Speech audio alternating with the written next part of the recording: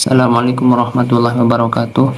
Alhamdulillah wassalatu wassalamu ala Rasulillah wa ala alihi wa sahbihi wa mawalah, la haula wa la quwata illa billah, amma ba'du. Iktifa wal iktisar, qala al-musannif rahimahullah ta'ala wa nafa'ana bihi wa bi ulumihi amin.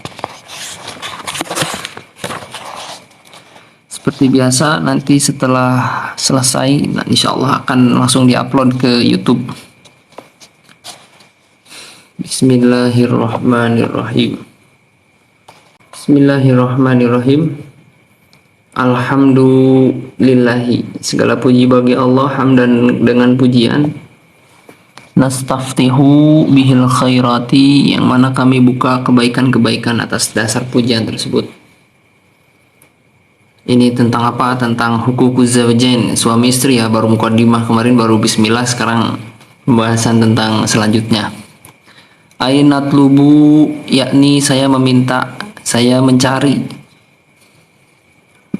Bidzalikal hamdi, dengan pujian tersebut itu al-fathah, pembukaan lil khairati, terhadap amal-amal kebaikan. Jadi terkadang ketika kita melakukan pujian itu bisa menjadikan diri kita itu malah mendapatkan kebaikan-kebaikan yang lain. Karena dalam Al-Quran itu relasinya la in syakaratum la zidanakum. Ketika kita bersyukur, maka nanti kita akan mendapatkan nikmat. Nah, nikmat itu salah satunya adalah bentuk taat kita kepada Allah. Ketika kita beribadah itu adalah syukur. Nah, ketika nanti kita sudah bersyukur, maka ditambah lagi nikmat, yang mana nikmatnya itu berupa ibadah. Jadi semakin banyak seseorang itu bersyukur, maka semakin banyak juga orang tersebut itu mendapatkan nikmat-nikmat yang lain. Bahkan dikatakan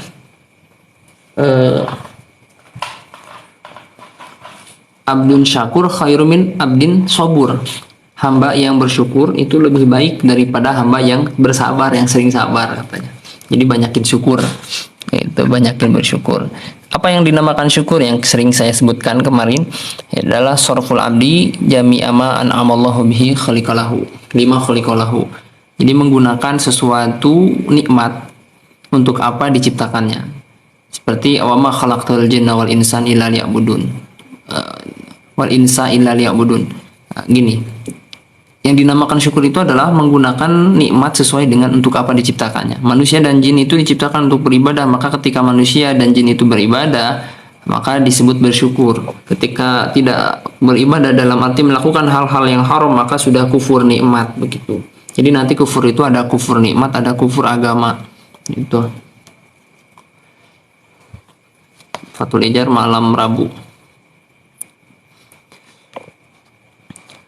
Wa nusrah, alhamdulillahi hamdan nastaftihu bihil khairati wa nusrata ala tahsilil fadilati anafahati. Jadi dan juga pujian ini dapat membuka pertolongan agar dapat menghasilkan keutamaan-keutamaan. Alfa an-nafahati, ya ini berupa pemberian gitu.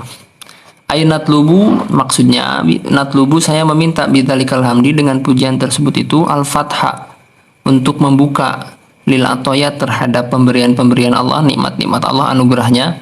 Wa nusrota, dan saya itu meminta atau mencari pertolongan ala tahsiliha, agar dapat menghasilkan pemberian tersebut. Intinya ketika kita sering memuji, maka nanti dalam pujian tersebut itu dapat menghasilkan pemberian tambahan dan juga pertolongan agar mendapatkan nikmat.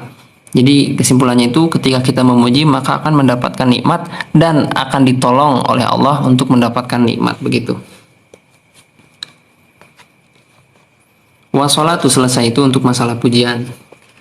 Wassalatu ay rahmatullahi, yakni rahmatnya Allah, al-makrunatu bi ta'zimi, yang disertai dengan pengagungan, lil anbiya'i, terhadap para nabi. Jadi yang dinamakan sholawat itu adalah Allah memberikan rahmat atau rahmatnya Allah yang disertai dengan pengagungan terhadap para nabi. Wa mutlaqur rahmati, dan mutlaknya rahmat, pokoknya rahmat aja. Nah, li ghairihim terhadap selain nabi gitu. Jadi kalau Allah bersolawat yang dimaksud innallaha wa malaikatahu yusholluna ala nabi ya ayyuhalladzina amanu shollu alaihi wa sallimu taslima, itu maksudnya Allah itu bukan sallallahu ala Muhammad atau sholaitu ala Muhammad, bukan, tapi yang dimaksud itu adalah al-rahmat. Jadi rahmatullah al-makrunah bita'adzim, Allah memberikan rahmat yang disertai dengan pengagungan terhadap kanjeng Nabi. Sedangkan dalam hadis yang man sholla alayya sholatan wahidatan sallallahu alaihi bi asyran, ketika kita bersolawat kepada kanjeng Nabi maka Allah akan memberikan kita solawat 10 kali. Jadi 1 dibalas 10. Nah, yang dimaksud Allah membalas solawat kepada kita itu adalah mutlaqur rahmat ya. Di sini ya, mutlaqur rahmat. Pokoknya kita dapat rahmat aja. Gitu. Lighairihim. Itu ya, jadi jangan salah arti. Solawat itu apa artinya? Wa du'a'u bi khairin minal ibadi. Sedangkan solawat dari kita kepada kanjeng Nabi itu mendoakan kebaikan untuk kanjeng Nabi. Itu yang dinamakan solawat. Bisa dipahami ya. Wassalamu dan keselamatan ay tahiyatullah, yang dinamakan salam itu ay tahiyatullahi, penghormatan Allah al-udma yang agung, wa huwa ta'dzimun, yang dinamakan dengan salam itu mengagungkan lil anbiya'i terhadap para nabi. Kama yuhayyi ahaduna dhaifahu, seperti halnya salah satu di antara kita itu mengagungkan, menghormati tamunya gitu. Jadi ibaratnya Allah itu memberikan salam kepada kanjeng Nabi itu bukan assalamualaikum, bukan ya, karena Allah itu yang mengijabah bukan yang berdoa, karena bentuk salam itu kan doa.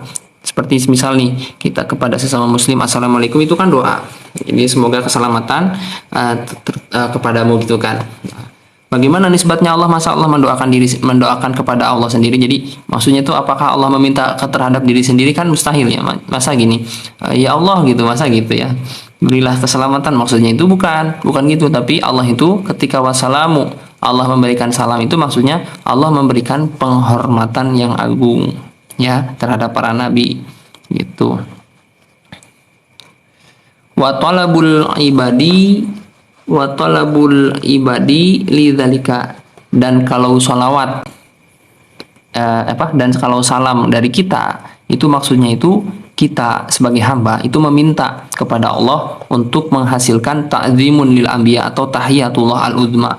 Jadi Allah itu memberikan tahiyat, penghormatan, sedangkan kita ketika bersalam kepada kanjeng Nabi membacakan salam maksudnya memintakan tahiyat atau penghormatan kepada Allah untuk kanjeng Nabi gitu ya. Ala sayyidina, kepada junjungan kita semua, yakni Muhammadin, kanjeng Nabi Muhammad, yang mana beliau ini sayyidil bariyati, pemimpinnya para makhluk Allah. Ay raisil makhlukati, maksudnya itu kanjeng Nabi itu pemimpin para makhluk. Nah, dalil dari salah satu kenapa kita ketika sholawat boleh Allahumma sholli ala sayyidina Muhammad ya, salah satunya hadis itu ana sayyidu waladi Adam itu salah satunya. Jadi kanjeng Nabi itu sayyidnya anak Adam, akhirnya nggak apa-apa menambahkan Allahumma sholli ala sayyidina Muhammad gitu. Wa ala alihi, dan juga kepada para keluarganya kanjeng Nabi, sholawat serta salam juga kepada para keluarganya kanjeng Nabi. Ay atba'ihi, yang dimaksud keluarga itu siapa dalam masalah sholawat? Maksudnya itu pengikut-pengikutnya kanjeng Nabi. Alal imani, mengikuti terhadap iman. Jadi kita itu sebenarnya keluarganya kanjeng Nabi ketika dalam ranah sholawat gitu ya. Walau usotan, walaupun banyak dosanya gitu teman-teman, karena dosa itu semua pasti bakal bisa dimaafkan kecuali satu, syirik. Jadi dosa sebesar apapun yang dilakukan oleh seorang mukmin ketika dirinya masih iman dan Islam itu masih bisa dimaafkan. Misal ada orang kemarin bom bunuh diri, itu pun masih bisa dikatakan orang Islam asal tidak menghalalkan perkara yang haram. Karena kalau udah gitu melenceng dalam agama maka murtad itu ya. Gitu. Makanya hati-hati. Menghalalkan yang haram, mengharamkan yang halal ketika sudah mujma' alaih, sudah disepakati para ulama, itu hukumnya haram teman-teman, murtad bahkan ya. Itu jadi yang dinamakan keluarganya kanjeng Nabi itu adalah para pengikutnya kanjeng Nabi, mengikuti apanya, imannya gitu, bukan nikah 9 orangnya, tapi mengikuti dalam keimanannya gitu ya.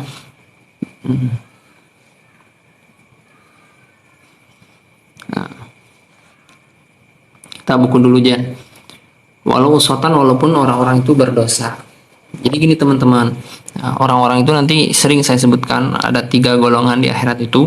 Ada yang di neraka selamanya, ada yang di neraka cuman healing-healing cari pengalaman kemudian masuk surga, ada orang yang langsung masuk ke surga. Orang yang di neraka selamanya itu adalah orang-orang yang tidak iman dan Islam dalam kehidupannya, maka itu orang-orang itu selamanya di neraka. Adapun orang yang membawa iman Islam walaupun sebanyak apapun dosanya, maka dia itu walaupun masuk neraka nanti akhirnya endingnya itu happy ending gitu teman-teman, masuk ke surga. Nah, untuk yang terakhir tingkatan yang langsung masuk surga itu adalah orang-orang yang tidak mempunyai dosa atau dosanya diampuni sama Allah langsung masuk ke surga gitu ya. Walau uswatan. Kenapa di sini bahasanya wa alihi itu diartikan mengikuti kanjeng Nabi dalam imannya, bukan keluarga dari Bani Hashim? Ya karena supaya apa? Supaya kita ketika membacakan sholawat kita itu mendoakan sesama muslim gitu teman-teman. Jadi harus saling mendoakan, intinya itu. Nah, gitu ya. Jadi saling mendoakan, jangan saling melaknat gitu. Apalagi kalau punya ilmu itu harus saling menasihati, bukan saling menghakimi. Kan banyak sekarang tuh punya ilmu untuk diadu gitu kan. Salah baca sedikit asa pang bener nah gitu. Asa paling bener sendiri gitu. Itu teman-teman. Allahumma ajirna minan nar. Semoga ya Allah berikanlah kami keselamatan dari siksa api neraka ya. Itu teman-teman. Wa sahbihi dan juga kepada para sahabatnya kanjeng Nabi. Siapa yang dinamakan sahabat para nabi itu? Sahabatnya nabi itu siapa? Wahum, mereka itu adalah al-mujtami'una, orang-orang yang berkumpul binabina, bersama nabi kita, yakni Muhammadin, kanjeng Nabi Muhammad sallallahu alaihi wasallam. Nah, kumpul dengan kanjeng Nabi itu dalam keadaan kafir bisa nggak? Misalkan Abu Jahal nggak bisa, karena harus mukminina, dalam keadaan beriman. Nah, sekarang itu banyak tuh pakaiannya seperti kanjeng Nabi tapi kelakuannya tidak mencermin kanjeng Nabi. Jadi lebih tepatnya itu mengikuti Abu Jahal teman-teman, karena dulu beliau dia gitu. Abu Jahal, Abu Lahab itu bersorban teman-teman, bersorban, bergamis ya, luar biasa lah, pokoknya syar'i banget lah. Tapi kan kelakuannya dilaknat sampai ada dalam Al-Quran, tabat sih ada itu ya. Jadi tidak menutup kemungkinan orang yang kelihatannya itu wah gitu ya, orang yang kelihatannya itu kayak yang suci gitu kan, itu justru busuk dalamnya gitu, berduri seperti kedongdong itu teman-teman. Gitu ya, kelihatannya mulus ternyata dalamnya berduri gitu. Beda halnya seperti orang yang kelihatannya biasa gitu kan, nggak pakai jubah, nggak bercadar, atau ya bukan berarti bercadar itu nggak boleh, boleh teman-teman, itu kaul mu'tamad. Kalau kaul yang lain itu boleh juga tidak bercadar gitu ya. Jadi perbedaan pendapat itu sebagai rahmat, jangan sebagai laknat ya. Jangan saling menyalahkan juga gitu. Jangan merasa lebih baik juga gitu, karena kalau seseorang sudah merasa lebih baik maka pantaslah neraka menjadi tempatnya gitu kan. Gitu. Mukminina dalam keadaan iman gitu ya. Jadi perbaiki diri, perbaiki hati, perbaiki keyakinan gitu. Intinya dalam syariat itu kan yang paling diperhatikan itu 1 diri, 2 hati, 3 keyakinan. Diri itu diurusnya dalam bidang fikih gitu kan, tauhid itu dalam apa, keyakinan dalam bidang tauhid, hati itu dalam bidang tasawuf ranahnya. Nah itu ilmu yang wajib dipelajari, jangan sampai salah paham gitu. Walau lahdotan, walaupun cuman sebentar kumpulnya itu cuman hai gitu kan, udah gitulah lalala pergi hilang gitu. Penting kumpul sama kanjeng Nabi.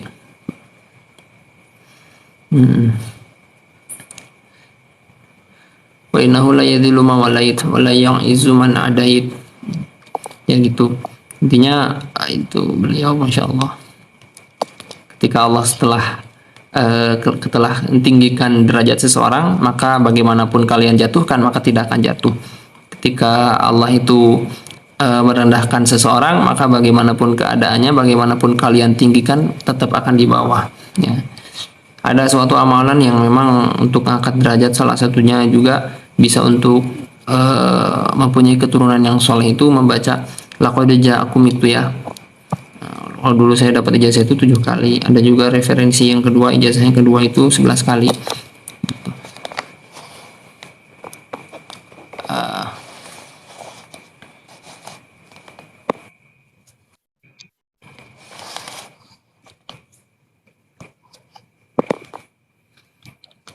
Jadi para sahabat itu al-a'immati, yang menjadi imam, para imam.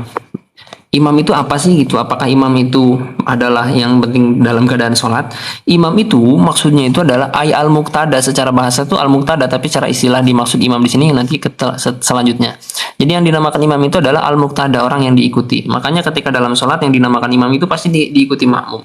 Gitu. Imam itu bukan pemimpin, tapi yang diikuti makna asalnya, gitu ya, makna asal. Tapi karena secara talazum itu pasti yang dinamanya diikuti itu pemimpin ya. Nah, tapi nggak mesti mas gitu kan. Ada yang diikuti tapi bukan pemimpin juga ada kan. Gitu. Pokoknya al-muqtada lebih bahasa lebih umumnya yang dinamakan imam itu adalah orang yang diikuti bihim. Al-muqtada kang den anut sopo bihim kelawan aimah atau kelawan al. Diikuti dalam apa? Apakah diikuti dalam Piala Dunia atau apa misal? Fi umridin, ternyata dalam masalah urusan agama teman-teman. Ya. Yang mana mereka itu athiqati, orang-orang yang dapat dipercaya fiha dalam urusan agama. Itu teman-teman ya. Nah, segitu aja lah, sedikit aja ya. Mungkin itu yang bisa saya sampaikan.